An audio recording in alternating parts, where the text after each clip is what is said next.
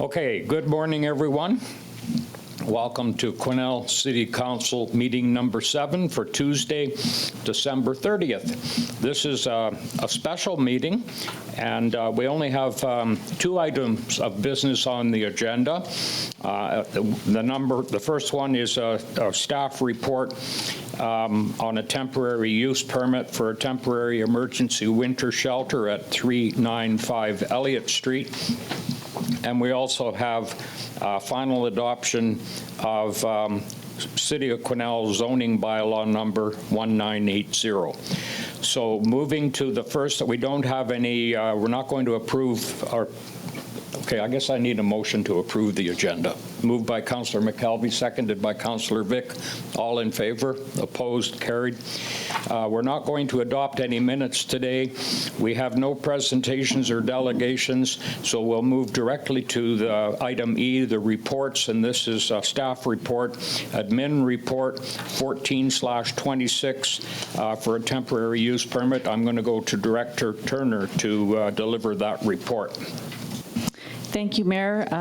With respect to a summary of this report, BC Housing has applied for a temporary use permit for emergency shelter at 395 Elliott Street.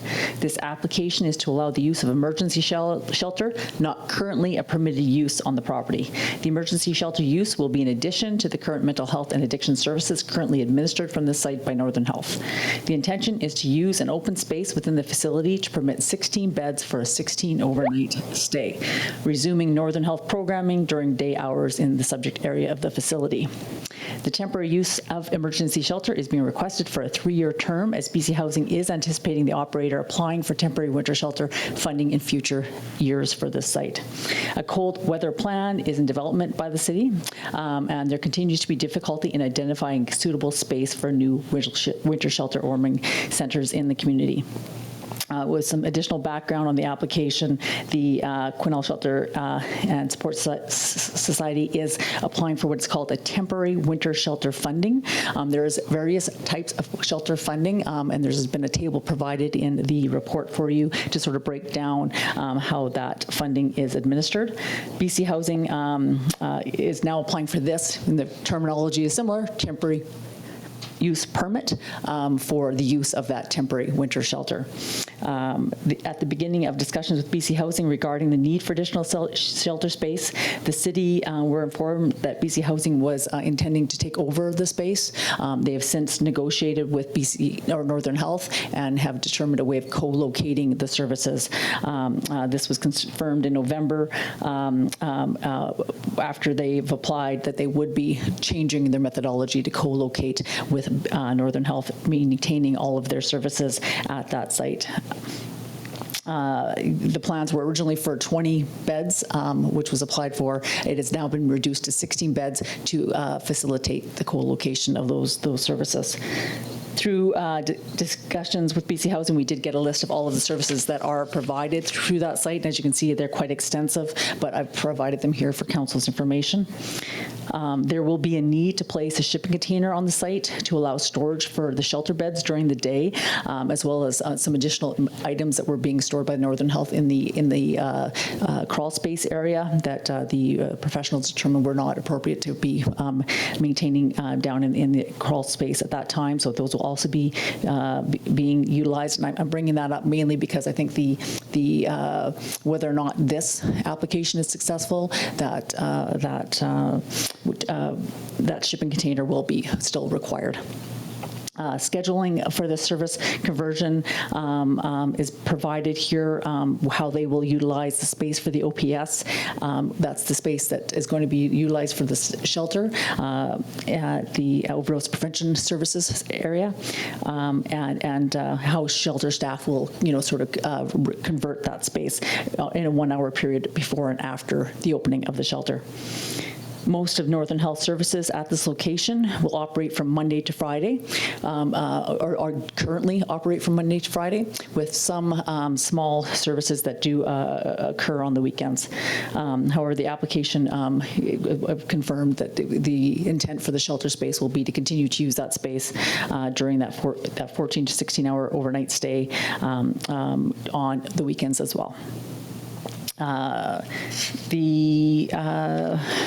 Additional to the subject of the shelter, I provided some additional detail regarding shelter need within the report. This is from various reports and studies we've been doing over the last several years with respect to the homeless population in the community and the vulnerable populations in the community. And I've listed a number of background reviews and reports that have been done over the last number of years, that have consistently been looking at a sort of a very significant vulnerable population in the community, if not homeless, definitely susceptible to homelessness, is a fairly large percentage in the community.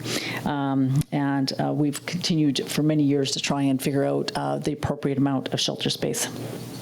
And as I've stated in the report, the most problematic situation would be identifying locations. There's no need, but having suitable locations and has been an issue. The operator, Quesnel Shelter Support Society, has been looking for over the last year at a number of different buildings, and either due to location and or building the building itself, there's not been any ability to further any discussions on those properties. There's often gets a little bit complicated with the aspect of emergency shelter centers, which this city has sometimes operated. That's because the province has now issued a second kind of funding options through EMCR, Emergency Management BC, that is only available to local governments, and that is for shelter centers. Again, that's another area that we've been currently working with and trying to find locations for those centers, and again has been problematic. At the beginning, we were discussing doing a co-location for the shelter and for the center, but with this methodology, we won't be able to do that. So there'll still be a need to identify or options to identify other areas where daytime warming centers can be established. We are in the middle of a cold weather plan, as council knows. We're just at the first phase of that, where the background review and initial discussions have taken place. We expect that we'll be moving into the preparation of the plan in January, following the holiday season. The cold weather resources for emergency planning and response, again, are available to the city, but again, we're going to struggle with the location of that with respect to having any suitable locations at this point. There's also been in the tables, tables been added to give the details around emergency weather centers as well. In a quick review of the website has shown that there's a number of communities that have taken on these temporary weather funding shelters, temporary winter shelter funding through BC Housing. It's sort of a new funding mechanism. We were not aware of that in previous years. This weather funding is available during a time period over the winter. It's not necessarily cold weather related, like the extreme weather response funding that they do more so in the south. But those tables give a better idea of how these are applied for. The reasoning, and I have long been since told by BC Housing that they do not do extreme weather response funding, is because the the temperatures in the north are such that you'd have to be opening it all the time. It just makes sense to do it for a time period versus opening and closing based on certain temperatures. The notices, again, through this process, were delivered.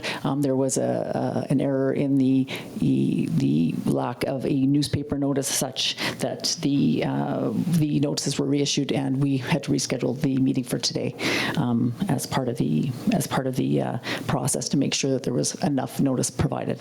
You will see that we have received a number of correspondences from community members, both for and against the proposition of the proposal.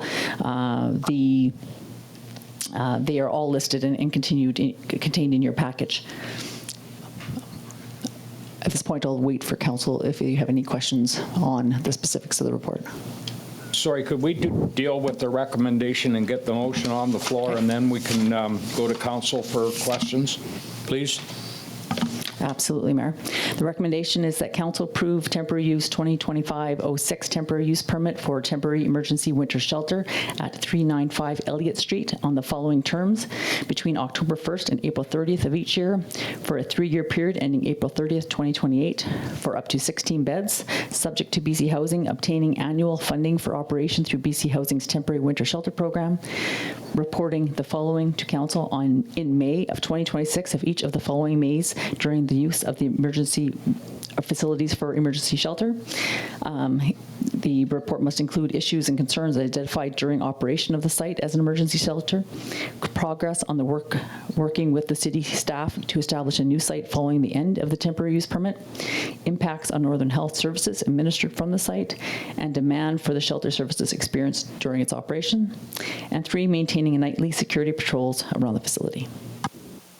Okay, thank you for that. Just to get it on the floor, can I get a mover and a seconder, and then we can engage in discussion? Councillor Elliott is moving. Councillor Vic is seconding.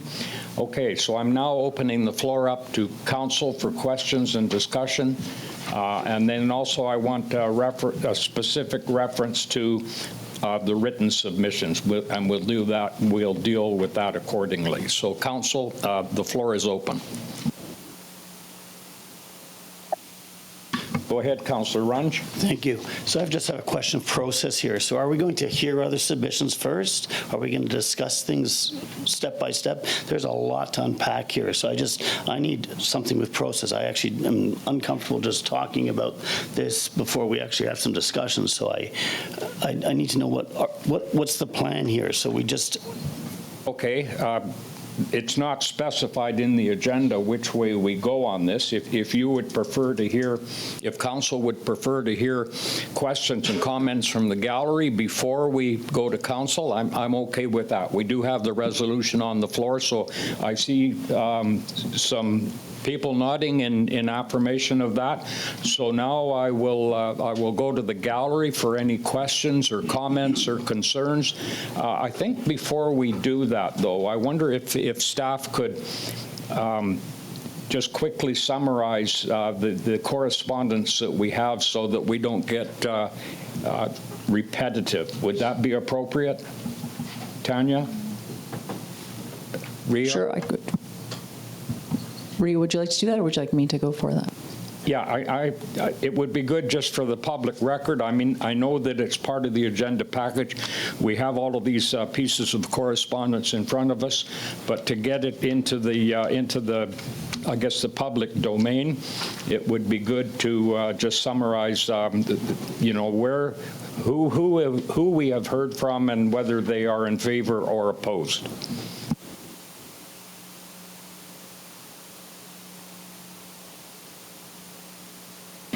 I can go for it if you'd like, if you'd wish, Ria, or would you like to? Okay. We will just go to the attachments. Under attachments, there's a section called written submissions from the public to date report, and just to confirm, we have not received any further submissions for after this. These were received. The written submissions to date, December 6th, George Henderson, Brenier Street, owner, landlord, Elliott Street, of an Elliott Street property. They would be against. The school district, 28, submitted a letter, and I wouldn't say it's neither for or against, but it just raises some concerns for the project. There's also ABC Housing correspondence with respect to a reply to the school district. December 10th, Kelly Laurende, sorry, I've never saved your last name. I just realized that. Elliott Street, that would be for the project. December 16th, David Law, Milburn Lake Road, and owner and landlord of a property on Edgin Street would be for the project. December 19th, Shelley Coben, Pine Drive, speaking in favor of the project. December 23rd, 2025, Emily Nielsen, Norwood Road, speaking in favor. And I just realized I missed one here. December 7th, Kevin Lundstrup, Eastwood Road, and owner landlord Elliott Street, speaking against the project. Okay, thank you for that. So the next step will be to invite any comments or submissions, oral submissions, obviously, from the gallery. So I will open up that process, and when you come up to the microphone, simply press the button to activate the audio, and just simply state your name. You don't have to give your address, but certainly if you are going to give your address, you don't have to give your street number address, just where you live. So, George, go ahead. Your name first. Thanks, Mayor. George Henderson, as mentioned in the letter to the city, I do have a rental unit in that area, and I'm speaking mostly on behalf of my tenant, who can't be here because she works, and she's one of the people that struggles to even pay her rent, but she would definitely not be in favor of this project if she could have been here today. And that's where I'm going to start, is with the process. So I just found out about this about a month ago. Not a lot of notice. BC Housing, like all of us, knew months ago that it was going to be cold in the winter. It always is in Quesnel. And yet, here we are in December, when people have other things on their minds, like Christmas, spending time with friends and family. A lot of people this is just going to go right through them. And with all due respect to the newspaper, the notice in the newspaper, I would argue that no one under 50 or 40 reads the newspaper anymore. So I think a lot of people, even though there was some objection to this, they probably don't even know about this process. And the meeting today, I have to question, with all due respect, at 10 a.m., most people work. A lot of people live paycheck to paycheck. They can't just take a day off work to go appeal to city council. It should have been a night meeting. The public just hasn't had an adequate chance to voice its true opinion on this proposal. And specifically on the location, I don't know if there's a worse one in all of Quesnel. I encourage council to go to that area and walk down the alley. So in behind, it goes right to Bridges Supportive Housing. When Bridges went in, my renter immediately had her vehicle's windows smashed out. And the reason is that alley is incredibly dark and it can't be policed. No one can see it, it's just hidden. And there's a constant flow of people, even with Bridges there, that goes right to Bridges. And Bylaw doesn't spend a lot of time over there. They're busy in the city or in the downtown core, and Bylaw also doesn't work at night. And the RCMP can't have someone standing there all night either. So it just can't be policed, and I encourage you guys to go, especially go at night, and you'll see what I'm saying. A shelter is going to increase the traffic into that alley, and by quite a bit. And I think all we have to do is look at the downtown shelter to see how many people are always hanging out outside of the shelter. I had to go in there to pick up a check from my rental, and I was even intimidated. There were a series of people out front. So it isn't just the people in the location that are going to add to the numbers. You can multiply that.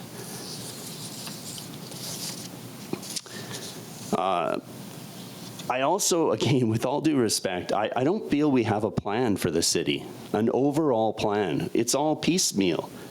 You know, BC Housing, at the 11th hour, comes and basically, without getting too political, they just try and bully council into making a quick snap decision. What's the overall plan for the city? We kind of have a basic idea of how many homeless we have. They've done the counts for a few years now, and they're relatively the same. They've went up slightly.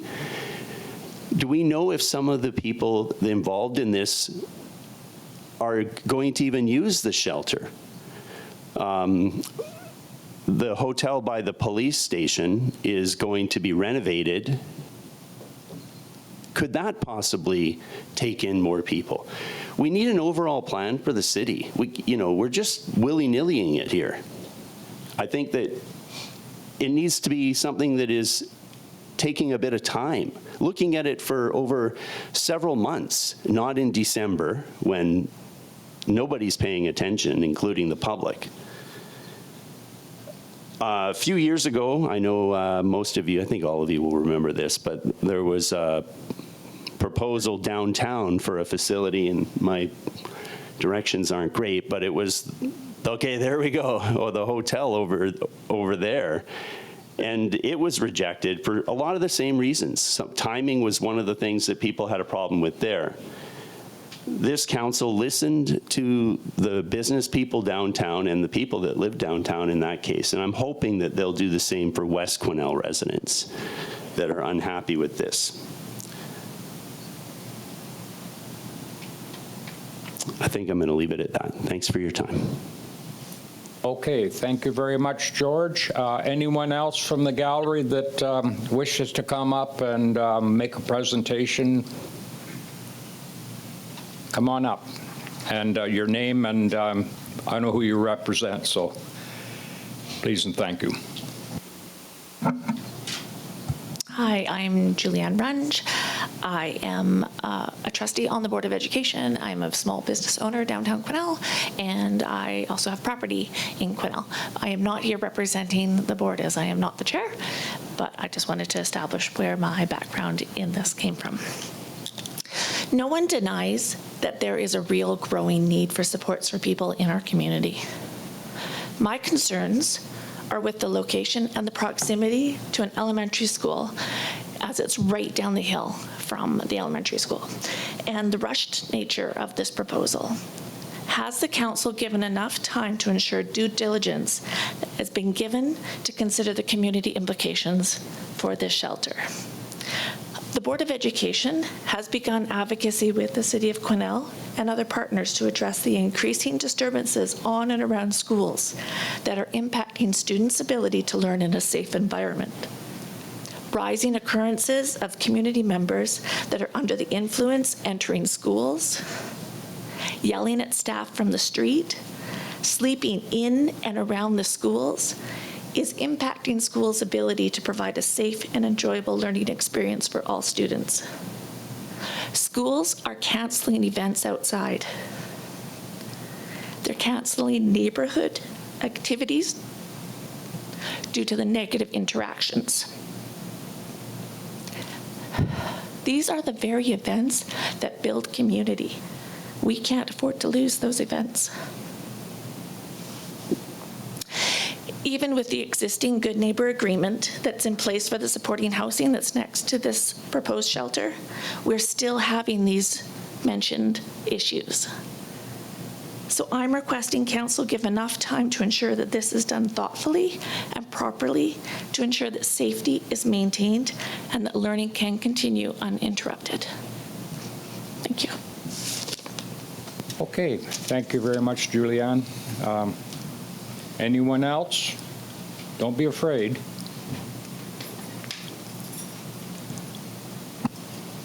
Okay, so if I see nothing, no more,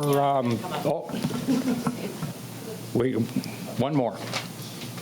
Well, there may be more than that, so come on up and identify yourself and give us your comments or your requests. Hello, everybody. My name's Tammy Jensen. I'm a long-term resident, born and raised in Quesnel. I live on Armstrong Crescent. I'm also the executive director for Quesnel Shelter and Support Society. I didn't come here with the plan of speaking, but I would just like to address a few things. The foot traffic down the alley, I have also raised this as a concern. Burgess Supportive Housing has, since opening, installed extra fencing along our property to reduce the amount of foot traffic, and my recommendation to BC Housing is that they do the same at this site that they're proposing. The comment about people outdoors of the shelter, congregating on the steps. I don't know how many times I've reported this, but we are a 25 capacity shelter with a homeless population, last counted, 131 people. So when you have a 25 max capacity, where do the rest of those people go when there is nowhere designated for them to go? This would lead to people hanging out on your sidewalk. I heard the comment about what are the community implications if we do this, and I would like to ask the question, what are the community implications if we don't? I would like council to think of that. I am a mother. I have children that go to school. I have grandchildren that go to the very school that they're talking about. I do host a Good Neighbor meeting every month. School district is invited. The principal of that school is invited. And in the last year, since there's been turnover of staff, they have stopped attending.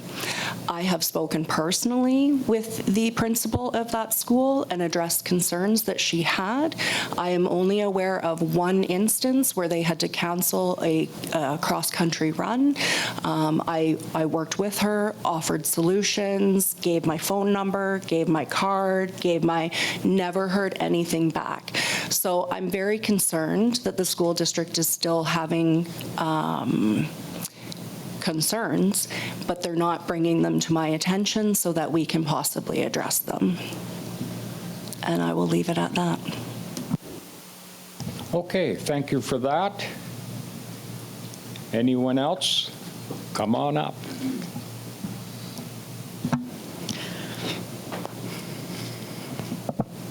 Hi, my name is Shelby Coppin, Pine Drive, Quesnel. I sit on the Accessibility Committee for the city as well, though I do not sit here representing them. I also have a child in School District 28, and quite frankly, I'm not concerned. I'd quite frankly much rather my child grow up and know the world that she lives in. We have human beings, souls, lives, living on our streets with no shelter. We talk about it taking, or us trying to push this through too fast. 2 years ago, we were having these same conversations about supporting the most vulnerable people in our community, and we have done little to actually support them. So it's been over 2 years. I've lived here 5. And I've not seen a lot of positive and good change and supportive housing for those that need it. I want to echo what the presenter before me just said. If we're not going to vote yes, where do you think this problem is going? It is not getting smaller. It is going to get larger. It is so unaffordable to live in BC. The opioid epidemic is insane. So to sit here and go, we haven't fully thought out every single solution or every single thing, therefore let's not vote yes, that's insane. The problem is not going away. It's going to get bigger, and then we'll just continue to keep pushing it off and pushing it off. Please do not be the council that continues to push this off.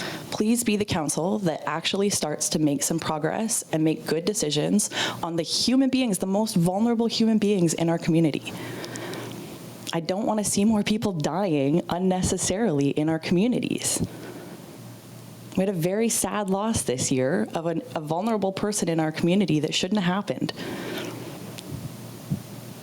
Please don't add more names to that list. I guess that's all I'm asking. Vote yes, please. Thank you, Shelby. Anyone else?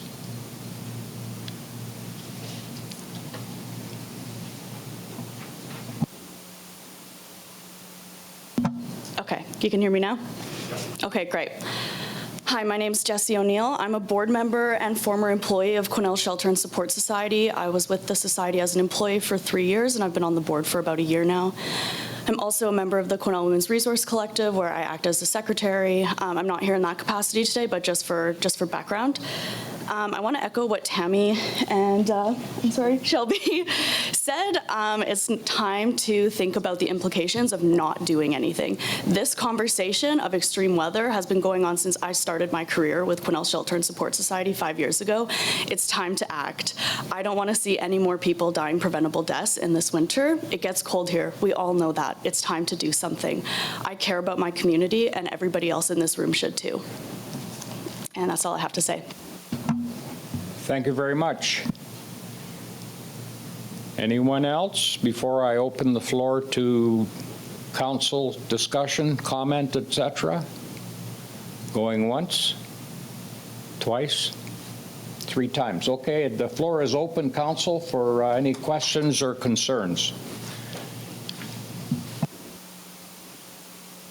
Councillor Goulet. Thank you, Mr. Mayor. I agree. We need to really think this through. We need to look at how we can do this in a proper and beneficial way to everybody within the community. I'm not in favor of the way the resolution is written. I think we have a cold weather plan that is being developed by the city. I think we had 1 meeting, 2 meetings maybe, and we still need to do some work. It always comes down to the location and what the temperature is for when we open these emergency shelters. To me, those were key factors, is where the location is going to be and what is the temperature going to be.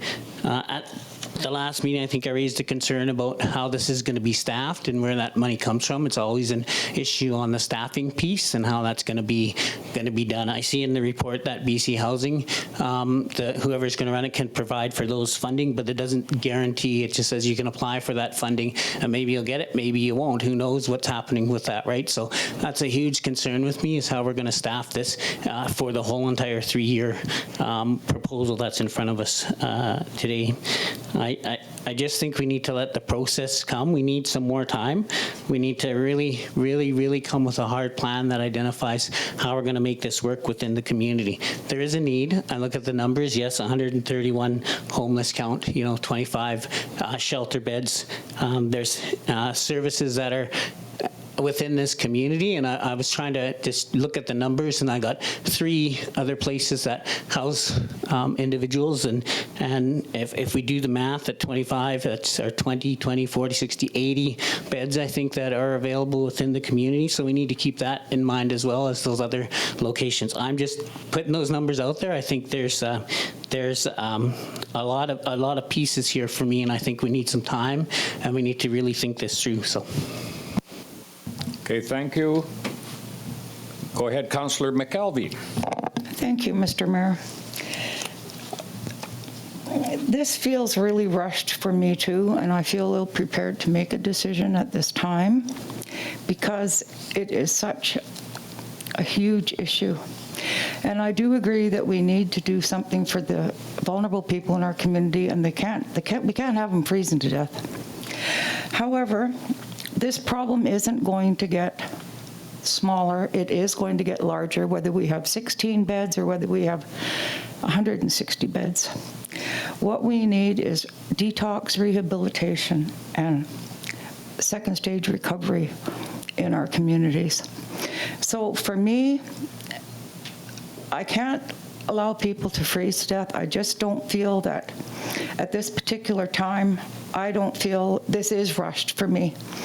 I feel like we need to really open this up, and like Councillor Runge said, it's a lot to unpack. And I'll leave it at that.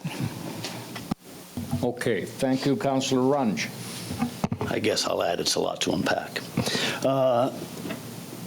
Relative to the presentations today, to say this decision has to be made today is ingenuous. We've had lots of time to talk about this with Northern Health, and no one's ever come with a solution. Or not no one. We've been working on solutions. We've been working on solutions in this community, trying to get housing. This is rushed, and I think this is my problem. And I talked about this with the process in the beginning. I hate this process. Coming in here on the 30th at 10 o'clock is not fair to a ton of people. And it's not, so whichever way we look at it. And when we talk about a person dying in the community, for me, it was where he passed away. That is a real problem. because there was help outside that door or inside that door. But I'm going to leave that there because this is an 11th hour decision. This is a snap decision. We need, as a community, to come up with a proper solution. The solution is not going to be happy. Is not. When I look at our timeline, we have a timeline here where we're looking at things on. We're supposed to have a solution by March. Yeah, it should have been done last year. I don't disagree with that, but to jump ahead of that and start putting in 3-year plans or 2-year plans will undermine what I believe what everybody's trying to create. We need to come up with a better solution for a lot of our housing issues in town. There's no argument there. I mean, we see it in policing, we see it in bylaw, we see it in increased costs, we see it in the social license that has started to disintegrate over the last X number of years. We want to help, but we want to find the right way to help. So, and I don't know, there's no nice way to say it. Right? Really, I think this is too fast. I think there's too many holes in this thing not holes, too many different viewpoints on this. I'm not comfortable with making a snap decision at this time at all. And to add to that, I also, because I was very worried about this. So during the last cold snap, I drove around at 1 o'clock, at 11 o'clock, at different times looking for if there were people in alleyways around the new locations in downtown. I saw no one. So although it doesn't mean that they're not there, it means they're couch surfing or doing something with someone else. I actually felt better about that. Like, it's weird because they weren't on the street, right, at that time. So, I'll just leave it here. Thank you. Just one moment, please. I'm gonna just have council finish there, go around, and then I'll come back a second time. Are you okay there, Councillor Runge? Are you done for now? Anyone else? Councillor Vic, and then I've got a couple of comments too relative to the actual recommendation. Yeah, thanks, Mr. Mayor. Yeah, I'll echo the theme that this is rushed and it's a critically important decision. A comment was made about perhaps why weren't we having this conversation in July or last March? And you have to ask that question. The issue that was raised about engaging the community to be involved in an important decision like this at 10 a.m. on a Tuesday, I just don't see how that's fair to the community to weigh in on this. Into the nuts and bolts of the request, we're dealing with a neighborhood which definitely has infrastructure in place already that's helping those that are suffering with addictions, mental health issues, and housing those that are in some cases being housed for the very first time. So they're vulnerable. To add another layer of service, in this case would be cold weather shelter, to add that on top of all these other services in this very small area, I have a concern about. I've driven in the summertime, constituents reached out to me to address the major lawlessness that occurs at the very property of question here. And a bylaw is stretched. We are short in our bylaw. Security, although it has been mentioned, is available at certain times with Northern Health. It's ineffective. The lawlessness and the disregard for our rule of law and for the well-being of our neighbors that live in that area struck me. To add this, layer this on top, I can't agree to it. I just can't. Thank you. Okay, thank you, Councillor Rudenberg. I see you've got your hand up. Sorry, Councillor Rudenberg is coming in online. Thank you. I apologize for being late. I had to take a vehicle in. There's no sense for me to reiterate what my colleagues have already said. There are a lot of concerns that haven't been answered. And I apologize if I've missed the answers to any of the questions I have here because I came in late, but please bear with me. So the 3-year piece, is that just because we need stability? I mean, Yes, I would suggest that we go 1 year at a time, because if it doesn't work out, are we stuck with a 3-year program that we know is not working after the first year? So that's just a comment. I find it interesting that it starts in October, and I'm not sure why that is. October 1st, I mean, is that where they consider cold weather in the north, or is that just a general date that they have for emergency or temporary winter shelters? When does this become a shelter? Like, we know that we have unhoused people in Quesnel. We've had the numbers put before us several times. We get that. So if, say, Grace Inn gets built properly and by next fall, are we still going to have the need for a temporary shelter? So what problem are we taking care of by having this, outside of the fact that these people don't have a home? I get the cold weather piece, but it's hard to understand when you start to turn it into a shelter that we already have. And these are concerns that I'm hearing from people. These aren't necessarily my own, but I've been elected to voice concerns of the constituents in Quesnel. And, in regards to Councillor Vic's comments around seeing some of the stuff that happens there, when does too much become too much? When do we go, this is not working? How do we shut it down when we know it's not working? Is it by the numbers? Is it because the RCMP are there 10 times a day? Like, when is too much too much? So those are just concerns that I've heard throughout the community when we've talked about this. And I mean, unfortunately, I missed some of the comments from the gallery there. But I know that we have received letters and a few phone calls in regards to concerns, because it's the fact that the onus is on council to provide a service that shouldn't even be our service. It should be taken care of by a higher level of government on the upstream end of things, instead of waiting until you get down to the bottom of the stream and having to provide temporary winter shelters like this. I hope I'm making some sense here, but those are just questions and comments and concerns that I've heard from various constituents throughout Quesnel. Thank you. Thank you, Councillor Rudenberg. Councillor Elliott. Thank you, Mr. Mayor. I wouldn't mind asking a couple of questions of BC Housing if I could. So, for example, Councillor Rudenberg just brought up the trial session for 1 year. Is that a possibility? Maybe we could introduce who we've got online here.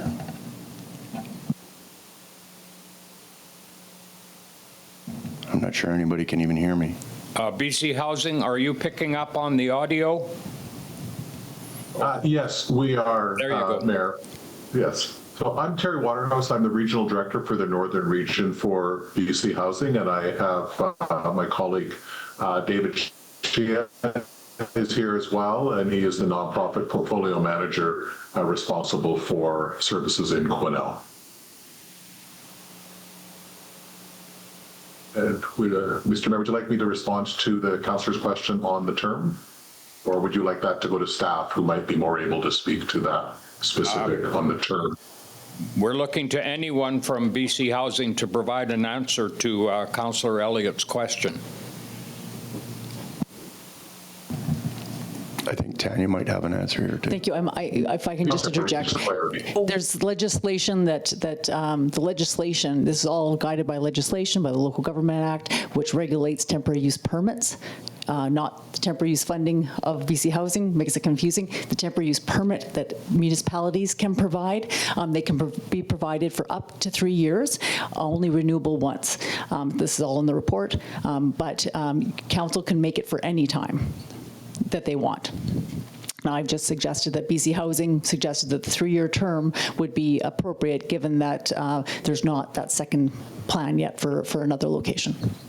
But they can correct me if there's other reasonings. Okay. So if I understand you correctly, then there's only 2 applications for funding. So if we went into for a trial period for 1 year, we could only ask for funding again once. We need to separate the funding. The funding is BC Housing's. The funding program is BC Housing's. That's for them to worry about. They can speak more to that.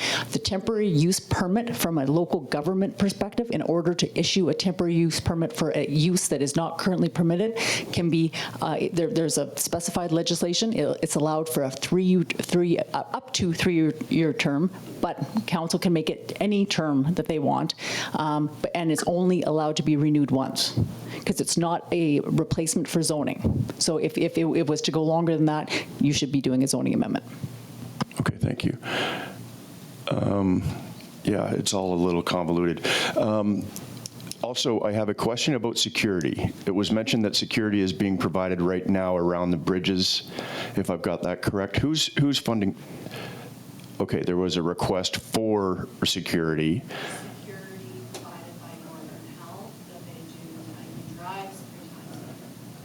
Okay, so for those that can't hear, the answer there was that Northern Health is supplying security where they drive around 3 times a night at the facility. At their own, not at Bridges. At the mental health building right now, I see. That's through Northern Health. Do we have somebody from Northern Health online here? Negative.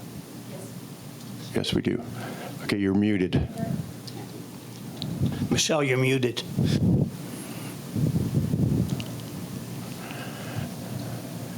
We can't hear you, Michelle. You're muted.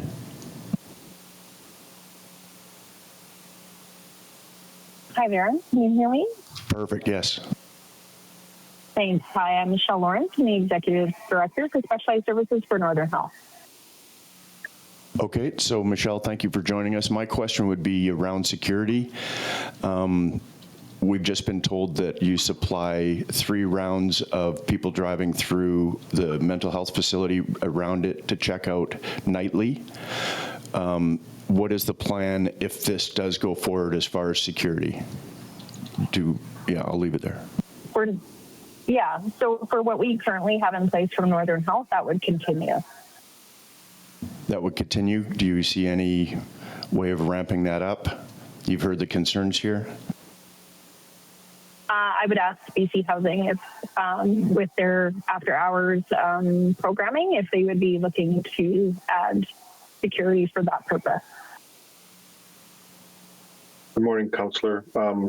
We're looking at combining the security that's in place with Northern Health along with our own program. So our program's 24/7 staffed, so there's cameras around to be able to see, and that staff would be able to pay attention to what's happening outside on the property as well as what's happening inside. And I guess we're partly thinking as well that since the facility would be open for extended periods, then people would be more likely to be inside than outside.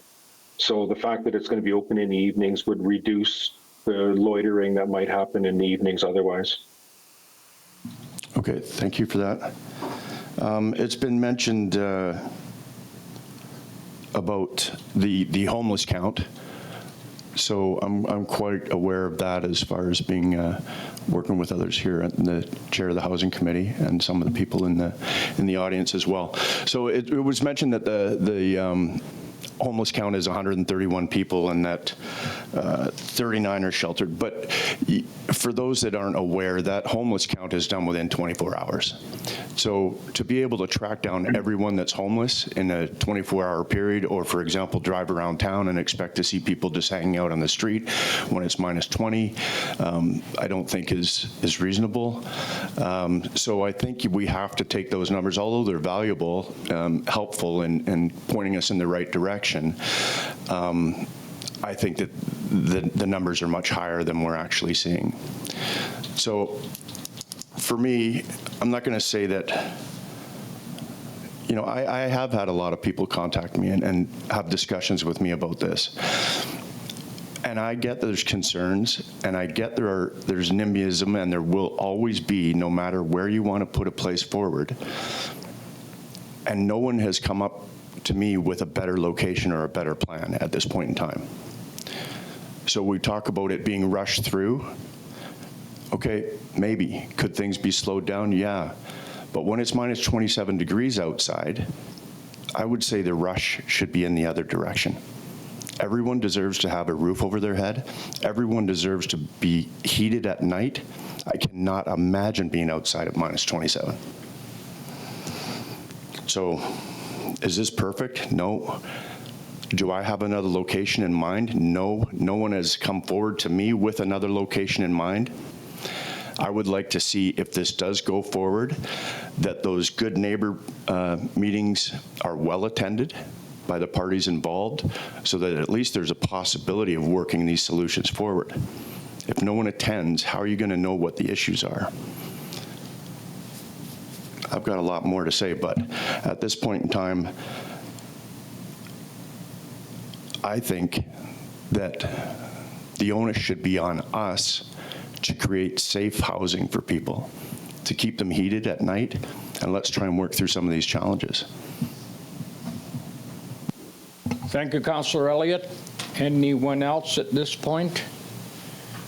Okay, I'm going to jump in with a couple of comments.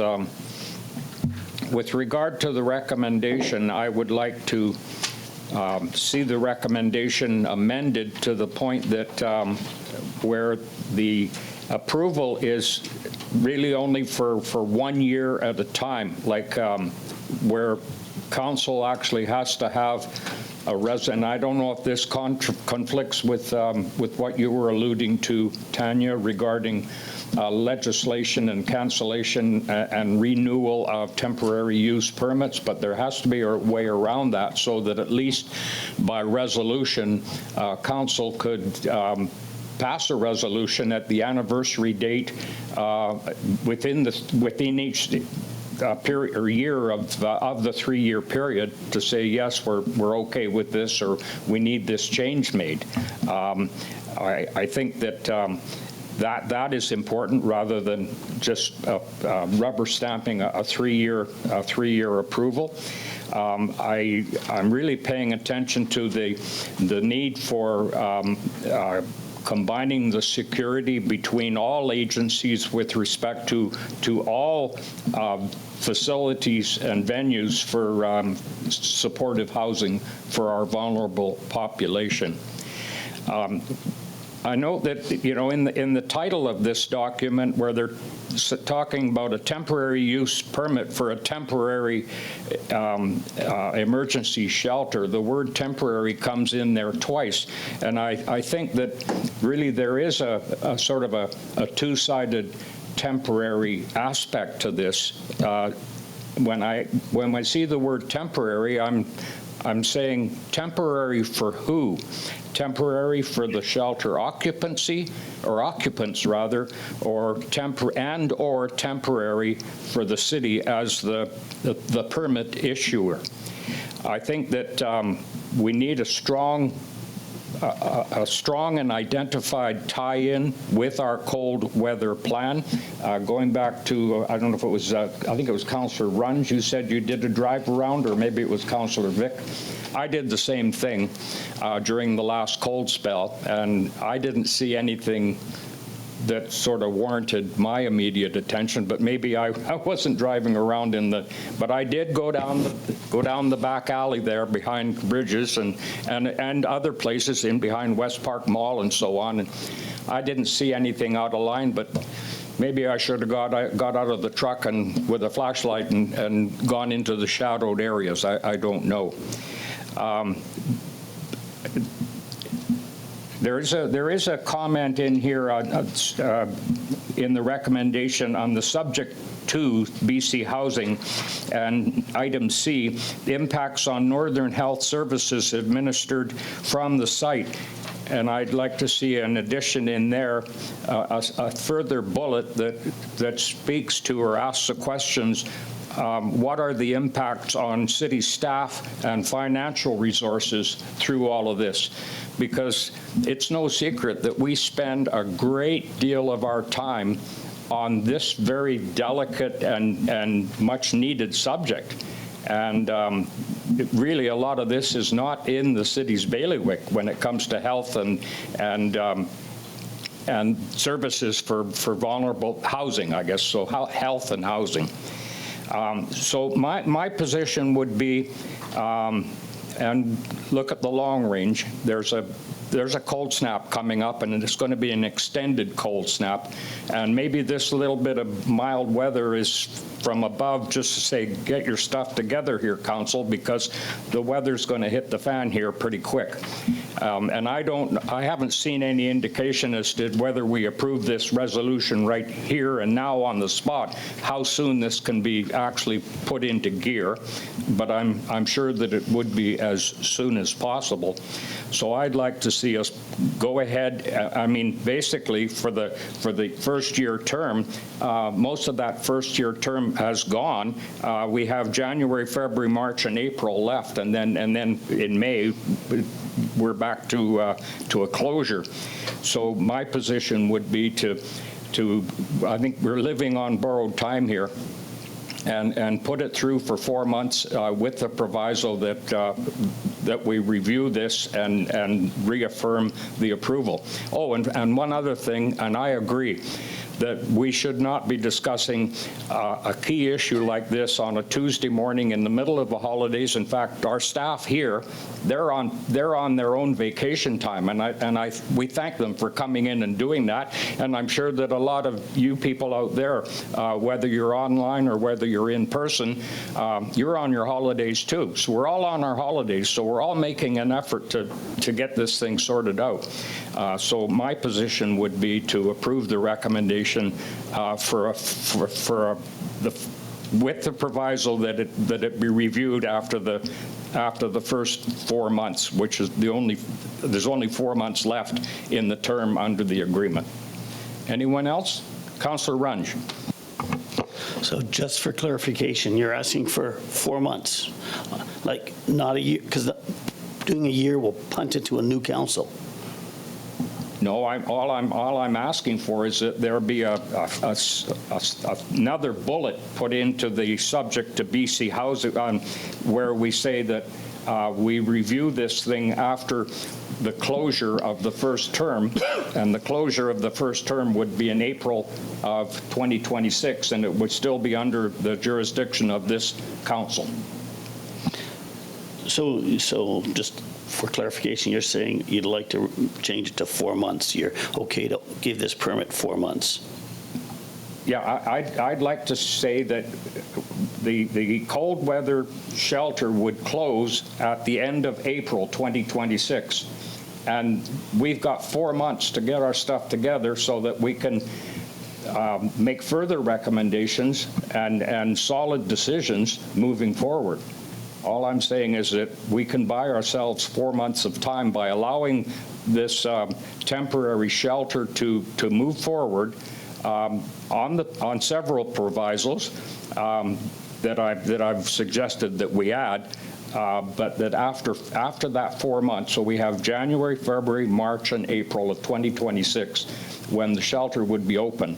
And then it would be closed through the summer months, which is basically the remainder of this council term, because I agree that you know, we do need to have a plan, but sometimes well, not all the time. It's not the city that's really dictating this program as much as it is council is basically reacting to funding and opportunities that are presented to us by a senior level of government.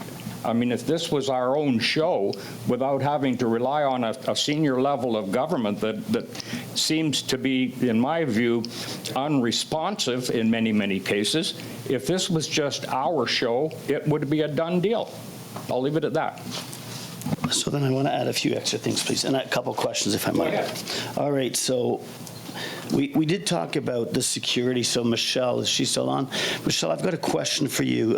Is there any historical data on any kind of incidents that these, because they would have driven by 3 times a day, have there, is there any kind of record of what's been happening with regards to that security? Because to me, it's the first I've heard of it, and we still fund it through other things too. So. There likely is. However, I don't have it. I could provide it and follow up. All right, thank you. It would be nice to know if, how effective that is, or whether things are actually, if we can do things. The second thing is on the temporary use permit. It can do one of the following, and specify conditions under which a temporary use permit may be carried on. Those conditions for me, and this is the whole issue of speeding this through today, we don't know what those conditions are, right? No, the little ones. What are the things that say, if this happens, this doesn't happen anymore?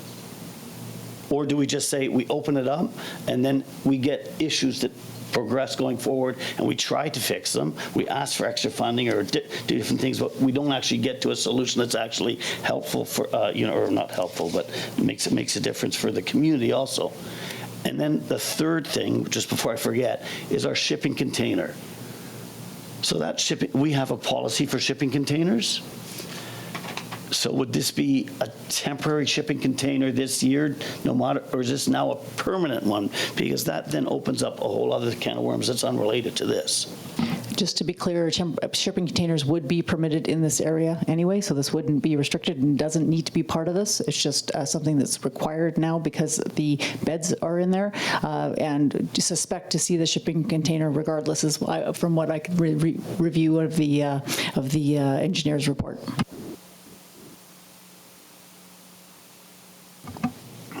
So, yeah, I still think we're moving through this way too quickly. I guess the question will be to Northern Health. You've already stated you want to open this up on January 5th, which for me is, putting the cart before the horse.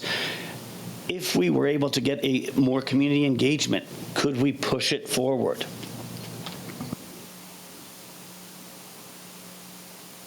Thank you, Councillor. I'm going to redirect your question to BC Housing, who will be the operator. Oh, thank you.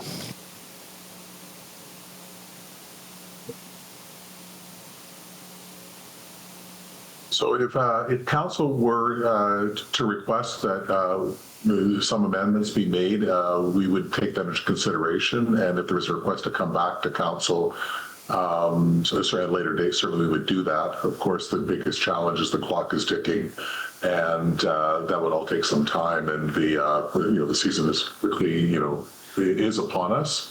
So certainly we could come back to council if that's what the request was. Thank you. My other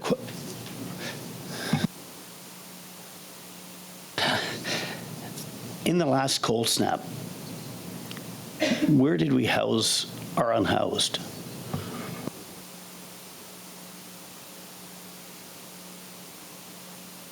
Yeah, come on up, and yeah, we're going to do a two-way here. So yeah, but if you're going to come up and speak, come up and speak into the microphone so that we can get it into the audio. Okay, go ahead. Thank you. Hi, I'm Sherry Lynn Van Haldren, and I'm the shelter coordinator for Seasons House Emergency Shelter. And so in previous years, we have ended up increasing our capacity and adding anywhere from 10 to 15 extra people inside of Seasons House and calling in an extra staff. Unfortunately, that would make us over capacity, and this year we will not be doing that again due to basically when you put that many people in a small building like that, bad things happen. It's not ideal. We cannot be cramming people into a room like sardines and thinking that's the solution. They need a proper place to sleep. There's no way that people are going to sleep if I add 30 people into my common area there and they're all on the floor. No one's getting sleep. No one's getting anything. So it's just not going to work this time. Thank you. That was not actually my question. My question was what happened last week and the week before when we had the minus. Oh, sorry, I thought you said last year. No, I'm sorry. Last week, there were people on my front doorstep. An example would be yesterday. Someone tried to get in because they were freezing. They couldn't get in the door, and they actually ended up assaulting one of my staff members because they were cold and they have nowhere to go. And I understand that that's behavior that we don't want, but these behaviors are going to happen. People are lacking their basic needs. Shelter and food, these are basic needs, and people deserve that. That's pretty much all I'll say here. Thank you. I see your hand, Councillor Rudenberg, but I've got other speakers in front of you, so I'm not going to forget about you. Hi, I just want to try to answer your question. So I'm sure you are all aware of Baker Creek Apartments, Sylvan Motel, all of those other dilapidated properties. What happens is you have vulnerable people renting one of those rooms, and they get what's called a room takeover. So now you have about 10 people in their room. So they find places to go. People try to be resourceful, but again, they're going into places that don't have proper sewage, don't have proper heating, don't have anything, and they're bullying the actual tenant of that residence. That's where they go. Okay, thank you for that. Okay, Councillor Rudenberg, you're up.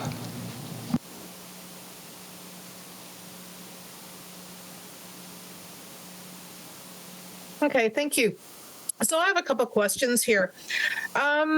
So I see proposed temporary use for, I want people to understand exactly what this is. A temporary winter shelter, correct? This isn't a temporary shelter, or am I confused here? BC Housing, anybody? Yeah, I'm going to go to Director. Or Tanya? Yeah, one Correct, moment. yes. Both the funding and the temporary use permit, as we've structured it here, is for winter shelter in those months identified. So what does that mean exactly? That same, does that mean that it only opens when we recognize that the weather is not, I mean, not that it's good to sleep outside. Does that mean that it's only open when the weather hits a certain degree? No. Just so people understand exactly what this means. So the table in the report clearly identifies 3 streams of funding. One is for emergency shelter, which is year-round, 24/7. Yes. The other is for emergency response. Those are the ones that open up during a certain temperature realm. The temporary winter shelter funding model funds it regardless of temperature on a time basis from October to the May of the following, or sorry, March, April 30th, sorry, of the following year. So it's for a time limited. It's regardless of temperature. But it is time funded in that time period only. It does not run year round. Okay, and thank you for that, Tanya, because I think people need to understand that piece, because we always hear people talking about, or especially in the Lower Mainland, that they're opening up their extreme weather response shelters. They need to understand that this is not that. I want to be able to find an amicable solution here, not only with BC Housing, but with those who actually need this support. And I like Councillor Elliott, sit on the housing solutions round table, and understand that this is one of those things that unless you've got a solution, your mouth should be, well, I don't have a solution, but I can't, my mouth. I think that we have to figure out how to make this work for everybody. I'd like to say we need to put guarantees in that the concerns of the residents who live around that area, who own businesses in that area, will hear their concerns heard if they rear their heads. I know we have these, meetings, with good neighbor meetings, et cetera, but sometimes people don't feel that they're heard. And so it's like needing that guarantee from your staff that when people come with their concerns, it's not just about the NIMBYism, it's about the actual concerns, of what they see happening or what has happened to them, that they are taken seriously and that they're dealt with. Not like, oh, yeah, we'll get to it. Yeah, no, that belongs to somebody else's. That's not our issue. No, Northern Health should be taking care of that. There needs to be a really cohesive plan that works together, not only with BC Housing, but with Northern Health, with our bylaw. Like we said, we're understaffed with bylaw. They work their butts off already with our RCMP, all those things that are in play, and also with the city, because we're a huge proponent in this. We're the ones that hear about what's not going on, what's not being taken care of, when people feel they're not being listened to. So I want something that works. I don't want to see people freezing in the cold. I can barely get outside when it's -20 to go to my nice warm car. So I cannot even imagine what it's like to have to sleep in those kind of circumstances in the cold.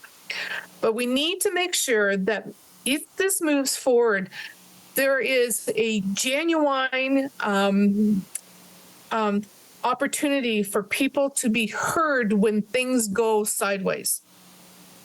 Am I making sense? Like, I don't see, am I making sense, Michelle?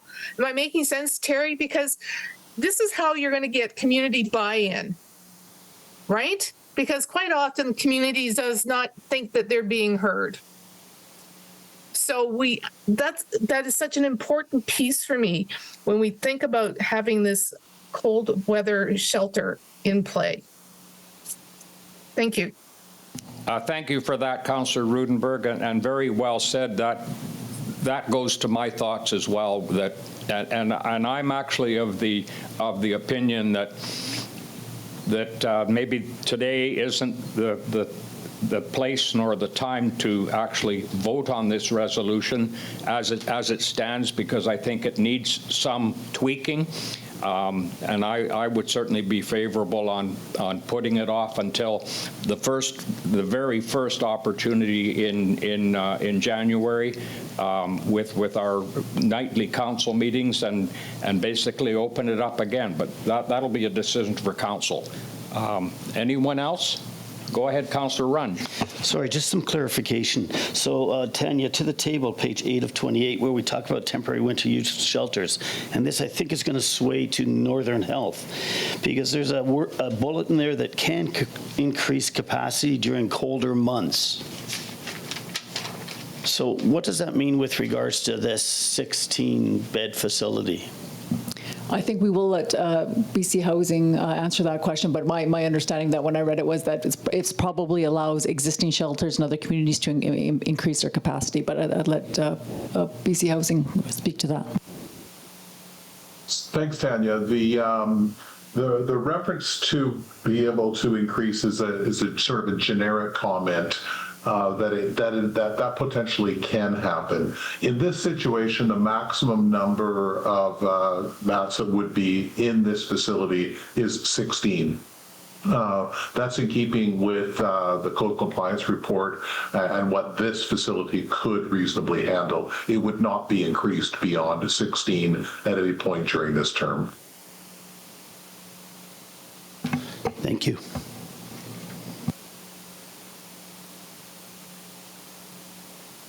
Are you okay now? Oh, you're done. Okay. Anyone else? Go ahead. Okay, George, come on back up, and we'll hear from you again.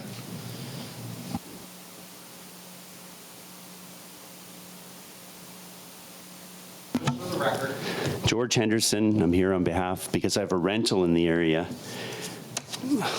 Scott, no one has come to you with a better plan. That's your job. You're an elected city councillor. You guys make the decisions. Call BC Housing, call the Shelter Society, get everyone together and come up with a comprehensive plan. Not just for this winter, but well into the future. We probably have to move the current shelter. So maybe the plan, would be to build a giant place in an open area that can be policed. Walk down that alley at night, Scott. You won't feel safe. And it doesn't matter if someone drives by 3 times a night. You don't think people can figure that out and just... My renter, my fence gets damaged, my renter's stuff gets damaged. None of this stuff is going to help police that alley. It's not the idea that I'm opposed to. It's the location. You can't police a dark alley. No matter how, you could drive by 10 times a night and someone's just going to wait till they drive by and then a crime will get committed. So whether you put this in for 1 year or 10 years, the problems are going to be the same. And you're getting bullied by BC Housing into making it a bad decision. Who will pay for my damaged fence? It's not going to be the Shelter Society. It's not going to be City Council. Put that as a caveat into the motion. Then I'm all for it. If my renter decides to leave, I don't even know if I can rent that facility anymore. I might be better off just bulldozing it and leaving the land vacant, like we have a lot of that in Quesnel already. Businesses in the area have left, a lot of them already. There used to be a video store, there used to be JD Meats, they're leaving. I forget who made the comment, but if you put everything into one area, you're creating a slum. A comprehensive plan isn't made with 1 week's notice or 1 month's notice. Who has it? I mean, BC Housing, I don't know these gentlemen, but they have nothing at stake in this decision. They have a goal, and it's an admirable goal. We need a comprehensive plan. You guys are just willy-nillying it, and it's not the public's job to come up with a plan. Sorry. I've been sitting here for well over 30 years, as you know. I've been to a lot of council meetings. What would the former mayor say? What would the former mayor say? I know some of you aren't running again, but do you want this to be your legacy? Make a smart decision. It takes time to make a smart decision. Maybe we do need a temporary plan to house some people this winter. And my experience, temporary means permanent. It's just a way to ease it in to the public. Good neighbor agreements, they're very admirable, but again, they don't stop crime, they don't pay for damage. And I want you guys, before you make that decision at night, go there, walk down that alley, and tell me if you think that having someone driving by a few times a night will make it safe. I don't feel safe in that alley. I don't think any of you will. Before making the decision, go and walk down that alley. That's the issue. And you can't close the alley because then there's no way out for some of those units that people live in. Thank you. Go ahead, Councillor Elliott. Thank you, as it was pointed directly at me. Thank you, George, for the comments. I don't feel like our council works willy-nilly. I've been here quite a while as well. I work very hard on the Housing Committee, which is an open meeting that you just mentioned. You've been here for 30 years. You've never attended one of them. It would be great to have your opinions and ideas of how we could move forward so it doesn't come across as willy-nilly. We're doing the best we can, George. For you to mention that we could be the council remembered as the one that put in a shelter over there, well, the last time we talked, we were the ones that were going to be mentioned as the council that brought in chlorinated water. So is it going to be both of those things? We're just trying to help people not freeze at night, George. That is a tough situation for us, and if, as the mayor mentions, this cold snap comes up and someone perishes, I don't want that on my head, George.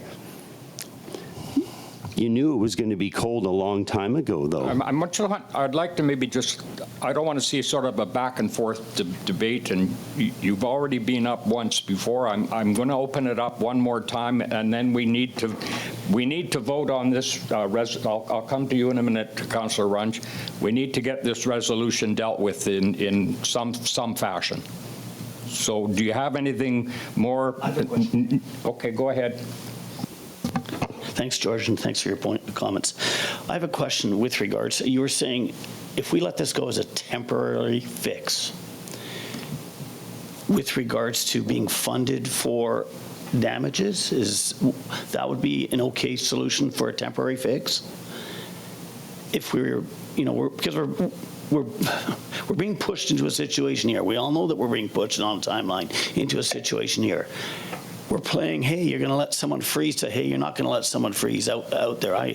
So is there a solution that would work temporarily for you, or do you think might work for you that would have to be in this contract? I'm nervous about the word temporary because, again, it's a trick, if you want to call it that lots of governments use and have used over the years. It's called temporary so they can ease it into being permanent. If that alley was a normal street and could be policed, it probably wouldn't be a problem. But yes, it would help. I don't pay if my renter's window gets smashed again. She has to come up with that deductible.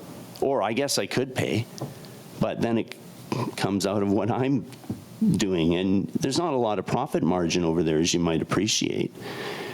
I don't have that place anymore to make money. When she leaves, I'll probably, if I can sell it, I'll sell it. Otherwise, I'll probably bulldoze it and give it back to the city, and you guys can deal with all the problems over there.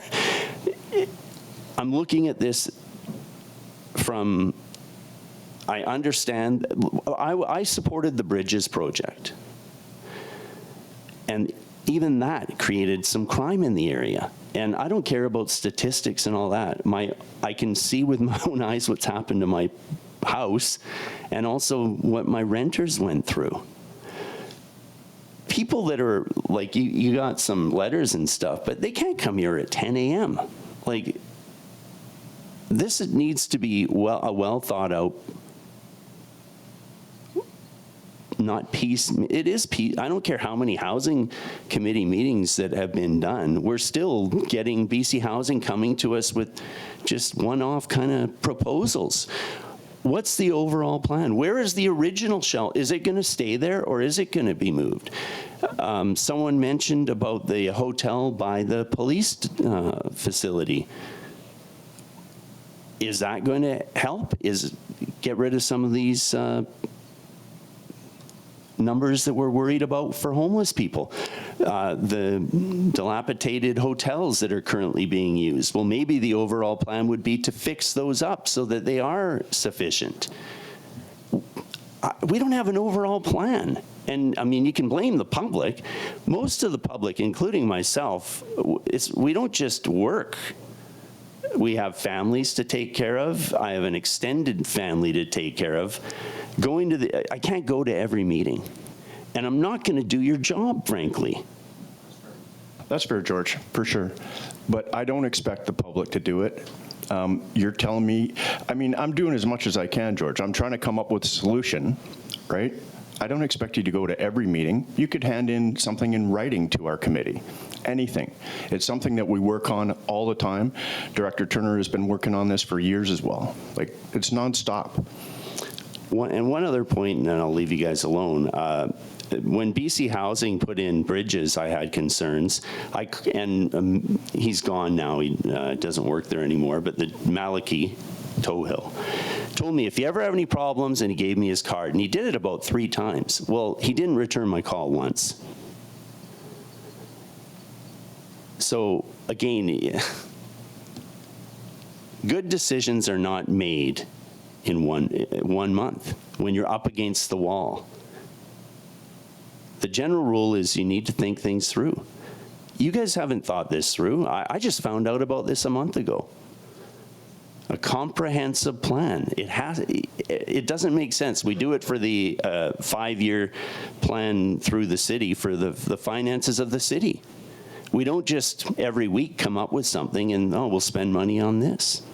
And on the comment about the chlorination, I haven't changed my opinion. That would be another big thing. Councils are remembered for more than one thing. Thank you. Okay, thank you, George. Anyone else before we try to determine what we are going to, sorry, go ahead. I was looking for Councillor Rudenberg. Oh, go ahead. Sorry. My name is Kelly Larondo. I am also the housing coordinator of Grace Supportive Housing, and I work for Quesnel Shelter and Support Society. But that is not why I've come up here today. I've come up on a personal matter because I live directly across from Bridges and Westside Mental Health. And I have, over the summer, seen a lot of times that the security people have went by. They have called RCMP. RCMP have attended. And I do not feel unsafe in my neighborhood. I feel that I can walk around. My daughter walks from the bus in front of Westside Mental Health and Bridges to the house. She feels completely safe. We've taken all safety precautions, and anytime I've ever had to call the RCMP for an issue in my community, they have attended right away. And I would like to say that everybody has free will, and people that are committing crimes, they have free will to do that. We cannot police all of it and everyone. So please just take that into consideration, and I do not feel unsafe in my community. Thank you. Okay, thank you for that. Anyone else before I ask? Go ahead, Councillor Elliott. Yeah, just you brought up the point of delaying this until later, and I just don't think that things are going to change in another week or two. So I feel that instead of putting anybody in danger, that we should be looking at this as a temporary solution. We get it going now, and then we revisit it in the spring. It will be a new council that comes in next time, and they can have their voices heard on that. But I think we need to do something for the public sooner than later, or we can just put it off again, and we're going to have other people that, yeah, you know what I'm saying. I know what you're saying, and I agree with what you're saying, that we've basically got a 4-month window here to buy some time. But it's interesting to say, you know, that council should come up with the plan. So would the plan cost $10 million for a new housing facility? Should that be on the backs of the local taxpayers? I say no, because housing is not a municipal responsibility. So it's not as easy as it seems. Go ahead, please. Hello, my name is Crystal Shepard. I do work for Quesnel Community Living Association. I'm actually doing practicum hours with Seasons House right now for an addictions counselor program, so just a little about where I'm at. I also live over on Hutchcroft Street, so not very far from Elliott Street.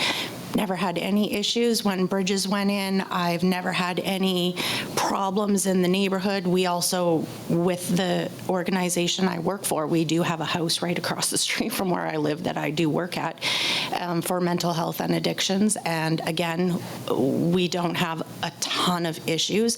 I think that some of these issues that maybe do happen are a one-off, and they don't happen every single day all the time. So for one of the members or participants here to say that damages are being done on a consistent basis, that's probably not accurate. I do understand people tend to feel like they need to say things in a negative aspect before they've actually had a situation occur.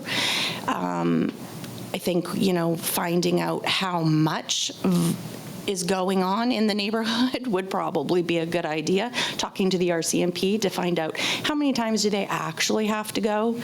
I can say that there isn't a lot that goes on in the neighborhood. I've been to Bridges as well with my practicum studies right now. And it's very quiet, it's very calm, there's not a lot going on. People are just there to help each other out, and I don't think waiting to make a decision and having another meeting is gonna be a good idea, just for the simple fact that, as so many people have said, time is not on our hands right now. It is going to get very, very cold. And when people were talking about where are these people going, I think one of the big things that was not addressed is, yes, we've got lots of people trying to find places to stay, but we also have places, or people, sorry, that don't find places to stay. And just from myself being at the shelter from 9 to 5, Monday to Friday, I can see how many tents we gave out. And I don't know if any of you have ever slept in a tent when it's minus 23. That's probably not an ideal situation. And that becomes very, very dangerous for people. And I think people are concerned about this temporary shelter, but you need to realize it's temporary. People are going to probably be allowed to come in at a certain time and be told that they need to leave at a certain time. This is for the cold, when it's not ideal to be outside, and it's just for them to have a place to be where it's warm. It's just, it's a little mind-boggling that some people are against having people be in a warm place. It just, to me, it's an emotional thing. I'm sorry, but everybody needs a warm place. Thank you. Thank you. Councillor McKelvey, and then I'm going to go to Councillor Rudenberg. I have a question that hopefully somebody can answer. Where do people go from 7 p.m. till 9, or from 9 a.m. till 7 p.m.? It doesn't get any, when it's cold, it's cold. Thank you, Tammy.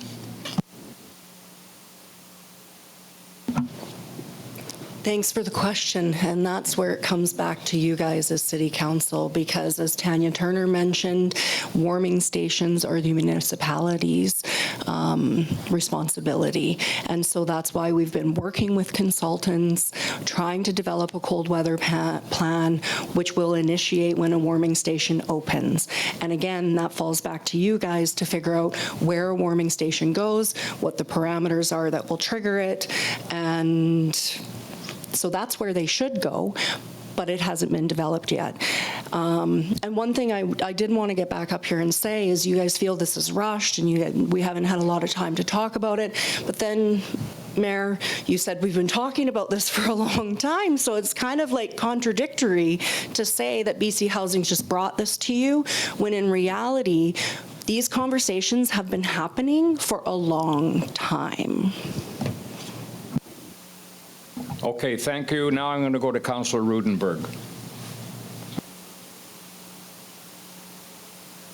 You're on mute. I had to do it at least once. I apologize. So these questions are actually to BC Housing, and they're in regards to statements made in their letter that was included in the package. So one is around the proposed safety measures intended to support the proposed temporary use. So given the fact that you'd like to see this open within the next, week? Basically, we're talking about the 5th of January, am I right? I just need a head nod. You're talking about January 5th? Sorry. Anyway, are those safety measures, are they going to be able to be done before you open? If say the date is the 5th, how are you going to get those temporary, or those proposed safety measures in play? And that is, go ahead. Thank you. So if we're talking about the code kind of pieces, we've got that, we're working on that as we speak. So the variable at this moment is the electrician, scheduling an electrician to do some of the work that needed to be done to bring it up to finish bringing it up to fire code and to add some facility in the building. So we're aiming for the 5th. It might take us a little longer because of the holidays and stuff, but that's exactly what we're aiming for. And I've been trying to pull all of those things together over the last few weeks in order to be ready to just respond for this short-term solution. And I'll just add, since I'm speaking, that, I'd be more than glad to talk with council about how to make this a better program. And, we all feel like we're up against the same issue, that there's more homeless people than we have spaces to house them in. So the problem is substantial and notable.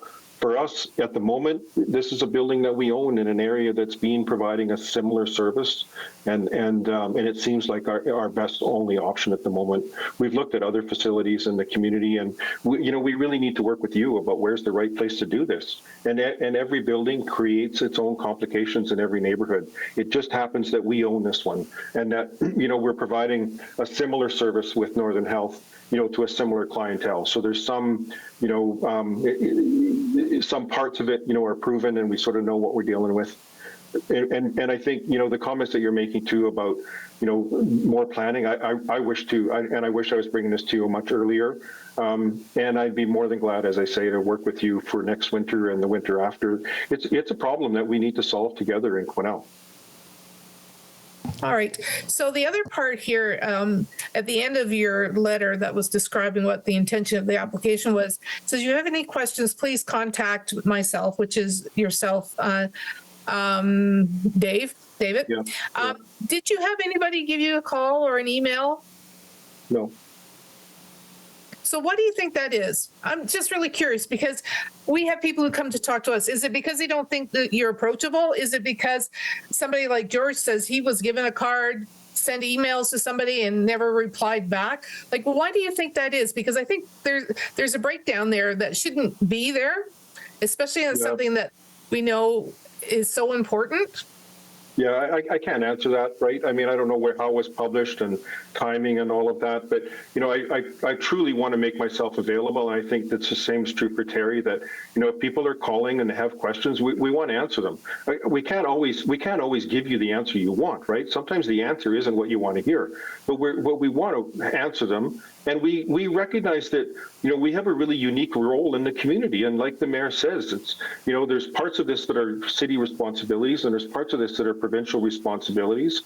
And ultimately, you know, we've been talking with Quesnel for years, many years, about where should a shelter go? What kind of services do you need? How do we respond to that? And we need to get together around exactly how to pull this off. None of it's an easy decision for either one of us. But it seems, you know, that the number of homeless people in Quesnel and other cities is growing. And the crisis that people are living in is complicating our lives, whether it be as, you know, people who need services or people who provide services. And I don't have the solution. The only thing I can offer from my own small perspective is that, you know, I'm more than happy to work with the city, with the service providers in the community about how do we provide a service. And again, you know, the services that we have there now are oversubscribed. And that's what makes this, you know, quite vital. And again, you know, like I would be glad to have ongoing conversation with the city. I wish that we were having this conversation months ago. But as you know, often these processes are slow and they take a while to follow. They take a while to learn. Had I understood, you know, what was involved in this process, I'd have been acting on it a lot earlier. And I apologize for that. But here we are, and what we're sitting with is we have some funding available to provide temporary service that will enhance the existing full-time shelter, that will take us through to the spring, that we're able to do in partnership with the health authority. I think these are good things, and that we're able to come forward and talk with you about how we put that together in next year. When we talk about temporary, to some of people's comments earlier, you know, it's unfortunate that the language is very similar coming from different entities. For us, temporary winter shelter means we have funding for a fixed period of up to whatever October to April is, 6 months. That when we open that kind of a program, we give funding to the operator and they get funded every day to provide the service. From your perspective, temporary use means we're asking permission to use this building that we own for overnight sleeping services. It seems, as I understand it, that there are no buildings in Quesnel that would allow for this. So anywhere that we would ask would require this process.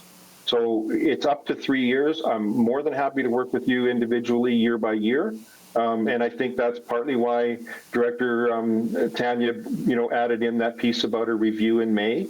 So it gives us an obligation to talk with you about what we've experienced, and it gives you an opportunity to talk with us so that we can strengthen that program going forward, and so that we're kind of locked into, you know, having a liaison working relationship. So I really appreciate you stepping up and saying that, David, because you guys have been kind of sitting there and not saying a whole heck of a lot, listening to us going on. So thank you very much for that. I appreciate that. When you talk about, you know, if you'd known that this process was going to take so long, you would have started earlier. So lessons learned, so that when we move forward, you know that you need to be talking to us, even if it's a twinkle of an idea in your head. You need to come to council and staff, you know, so that we're not in this position that where we're at now. Because you know yourself, I'm sure, if you're pushed up against a wall, if your back is against the wall, what's your immediate reaction? Absolutely. Ask. Yeah. Not a hope in Hades, right? Absolutely. Put my hand. So, absolutely. So lessons learned here. And I hope that, I mean, I know that there's always change in ministerial, you know, in ministry offices, there's always changes in who's who in the zoo kind of thing. But if you are in this position, you now understand how council feels when their back is up against a wall. Yeah. You know, in regards to the comment that people are against people finding places, warm place to stay. That's not true. I don't think one council member here said that they were against people needing a safe, warm place to go. It's how we approach it. It's how we make it work for the community. So I really hope that the takeaway isn't that, oh, council doesn't want this. They're against people having a warm, safe place to stay. I didn't hear that from one council member here. I heard concerns. No, it wasn't you. It was the previous speaker. Okay. I've heard concerns here, and I've heard that council understands that we need to figure this out. So, the comprehensive plan that George is talking about. Yeah, we can sit on our backside. Oh, we can't find a place. We can't find a place. It doesn't matter. This is where we're going to have to sit down once we get past this piece and try to figure out how we move forward. We know that shelter our real shelter isn't the thing anymore. It needs an update. It needs an upgrade wherever. But we need to stop going, well, there's no place around. Sorry, I'm starting to deviate off the issue, but you get what I'm saying. This, you talk about the obligation to have to talk to us in a couple months. Don't consider it an obligation. Consider it as part of what you need to do to make sure things work. Thanks. Thank you. Okay, thank you, Lori-Ann. Anyone else? You're next, Councillor Runge. David, this is actually a question to you. In your letter dated, I guess, on December 3rd, your timeline was till March 30th? Yeah, so some of these things are evolving as we speak, right? And that's in a good way. So the temporary winter shelter program typically is available from October until April. I put my name down for a certain amount of budget, and it's taken us a while to get this all into place, and I underestimated my costs. So right now, what I'm going to do is fund this from the earliest date we can start it until about the 20th of April. That's the funding that I have available this year. Subject to approval and agreement going forward into next year, 26, 27, then I would put forward a request for money from October 1st until April 30th. And we are using those dates. Somebody commented about that. It's really just about when winter is real in the north, right? And in previous years, under extreme weather shelter models, there was this trigger of what's too cold to stay outside. I think we have come to understand that there's no day in any part of the north or the interior, for after the 1st of October through to into April when it's really good sleeping outside weather. So we've just sort of recognized that every day is a cold day and there needs to be shelter. We don't have the capacity where we are, so we're adding a few beds at least for shelter overnight. Did I answer your question? Yeah, fairly well. And it comes with regards, adds another question to it. So if we were to change our recommendation so it was just from now till April 20th, so we truly make this a temporary permit and then we close it down with so we have discussions, true discussions, a comprehensive plan. That's our pressure to do that then as council. So we have this for now, then be about 100 days, roughly 100, 115 days, I'm thinking somewhere around there. Get shut down. Would this still go ahead with that type of a parameter? So really what I'm saying is I'm changing our recommendation so it's just for the 110 days for up to 16 beds with a safety, we need that safety piece in there to say, hey, how are we tracking this so that if it's working perfectly, maybe it will alleviate all the problems in the community when we have discussions, but if it doesn't, that we have the ability cleanly to say it didn't work, we shut it down. Well, I mean, it's your prerogative around how you want to do that, right? I certainly don't want to run it if you don't want it there and if it doesn't work. But I'm more than happy, again, as I say, to participate with you, to come to some of Scott's meetings, whatever that looks like. I'm really quite open to it, and I think we've really struggled, honestly, our office and yours, for quite a long time about how to respond to some of these questions. And there's been a bit of, positional kind of approach. We just recognize that there's a problem, and we don't know where we want it. We've been trying to talk with staff, and we've had very frank, friendly conversations with staff about what your needs are. Excuse me, what our needs are and what our options are. And we don't have a solution at the moment. That is what we need. That is what we need. So if you want to put a short term on it, that works for us. If you want to put a long term on it, it makes it simpler on your end, but with some valves points, in conversation with us about, what worked or what didn't work or what you're willing to agree to do next year, that also works for us. Thank you. Okay, thank you, and thank you for that. I think we all appreciate the flexibility that you're presenting for us, because I think that's going to hopefully allow us to move forward with a short term, i.e. roughly 4-month solution until we can get our ducks in a row for the future. Councillor Rudenberg, were you just doing your hair, or were you trying to get my attention? Okay, thank you. All right, thank you for that. Go ahead, Councillor Runge. So then my question from this begs to goes back to the recommendation. Do we vote that we need to change the recommendation then? Or I would like to see the recommendation changed. So currently we have this recommendation was put forward right in the beginning. I would like to strike a few of those bullets and make it until April 30th of 2026 for up to 16 beds. That's it. And then we have to, the other points as discussed. Well, that's exactly where I was going, but if you want to make an amendment to the motion accordingly, I'll take that as an amendment, and then we'll try to get this thing amended. You're good with that? Yeah. Okay, so I have Councillor Runge amending the resolution, or the recommendation, which is the resolution, to an April 30th, 2026 closure. And then anything beyond that is a new resolution. Do I have a seconder for the amendment? Councillor Vic. And you want to speak, Councillor Vic? Yeah, I do. Thank you, Mayor. And I think I have to, because I think I seconded the motion, so I think I have to agree to that, and I do. I don't know who made the motion initially. Was it Councillor? So, Councillor Elliott, you're okay with that amendment? Okay, so can I call the question on the amendment? I just have a comment. The concerns I have about the capacity of the neighborhood and the issues in the neighborhood, and I've heard some testimony from members of the gallery that say that they don't have that experience, but the bottom line is there's another narrative there where there are lots of issues.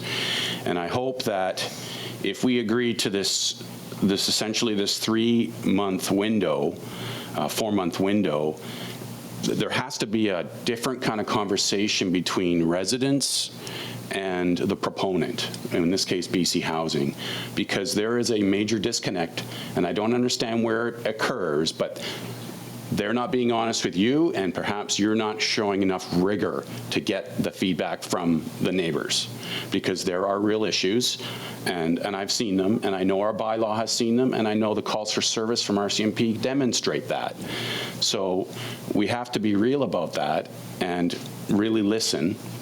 And if this proves to be adding just another layer of complexity to individuals who require complex service, then we have to be honest that it just doesn't work, mixed with the services that are already being provided there. And I counted, there are 18 special services being provided by Northern Health out of that building.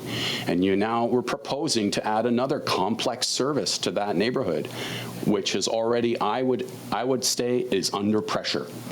So I will agree to this 3 or 4. I would support this very short-term adjustment to our recommendation, with the understanding that we have to have a completely rethink on how we engage the community with good neighbor agreements that don't work and don't have teeth and don't have participation. That has to change because it's not working. Thank you. Thank you for that. Okay, so we have a mover and a seconder for the amendment. May I call the question on the amendment? Are we, go ahead, Councillor Runn. I just need to hear the amendment. How was it recorded here? Up to April 30th only for 16 beds. And with a closure? With a closure and reapplication afterwards? Because otherwise, we're doing exactly what Mr. Henderson said. We're offering a temporary thing and then punting it to another council in the future. It needs to have a discussion where we say it goes or it doesn't go, because or not. And we have to just be honest that if it doesn't work, it's okay to shut it down. I think we're all on the same page here. I just want to make sure. Did staff want to jump in here and give clarification? Because I certainly understand that we're being granted this 4-month window to get it together. The beds should not be in there after April 30th. It's not. That is the resolution as I'm hearing it, but I'd clarify with Ria. Do the subjects address the issue that you're concerned about, Councillor Runge? Revisiting it in May? Are you good with that, Councillor Runge? I would like to include, if we could, well, I don't know. I don't know if we're picking up the calls for service in here, all those little things that aren't bulleted here that come up in meetings every X number of months. Like, we have hotspots in this community that the RCMP and bylaw go to. We see them in policing, but we don't see them anywhere else. So I just have to make sure that, or I would like to see that we take that into consideration so that we're not moving this ahead because of our hearts, but we're putting our hearts and our heads together to make that decision appropriately. Okay, go ahead, Tanya. Thank you. I think the bullets are general enough that it can conclude anything you want to bring to the table. That's the purpose of their generality. Yeah, that makes sense for me. So can we now call question on the amendment, on the motion to amend? All in favor? Opposed? Carried? You're opposed? So we have one person opposed. Do you wish your opposition recorded? Okay, Councillor Goulet. All right, now we're going to vote on the motion as amended. Any further discussion before I call the question? Are we all in favor? Opposed? And opposed again, Councillor Goulet. Okay, everyone, that doesn't conclude our meeting, but that certainly concludes the business that we've had on this very lengthy and weighty piece of business. I'd like now to move to item I1, bylaw number 1980, City of Quesnel zoning bylaw number 1980 of 2025, final adoption. Moved by Councillor Elliott, seconded by Councillor McKelvey. All in favor? Opposed? Carried? Okay, thank you. That basically calls for an adjournment. A motion to... Oh, well, okay. Yeah. One moment. Yeah, I guess the gallery questions still apply because that's part of our regular agenda. But I mean, basically, this entire meeting has been a lot of gallery questions and council questions and online questions. So is there anyone else that wishes to add a comment or a question pertaining to the business that was conducted here today? Hello again. I just have a quick question, and you probably are going to have to look into this maybe and get back to me. I'm pleased that this is going through with an amendment. And my question is, before this is even here, before this is even a temporary winter shelter, what are the calls for service already in the area? Whether that's RCMP and bylaw. Do you have those numbers available to you? I believe we do. We don't have them here in front of us, but it's a part of our normal protocol to have those numbers. And you're talking about call for services for any emergency services, whether it's ambulance, police, fire, a bylaw, et cetera, et cetera. Yeah, I'm just curious because I'd like a benchmark of what it was before a temporary winter shelter is there and what it is after. So it can, those are the stats that Councillor Runge likes, the numbers, and I would like those numbers too. Very, very well said, and yeah, I think that that's obviously something that we have and we will bring out in due course. Thank you. Okay, so now, are there any further questions from the gallery? Seeing none, then I will call for a motion to adjourn. Councillor McKelvey, Councillor Goulet. Okay, all in favor of adjourning? Thank you, and Happy New Year, everyone. And very appropriately, stay warm.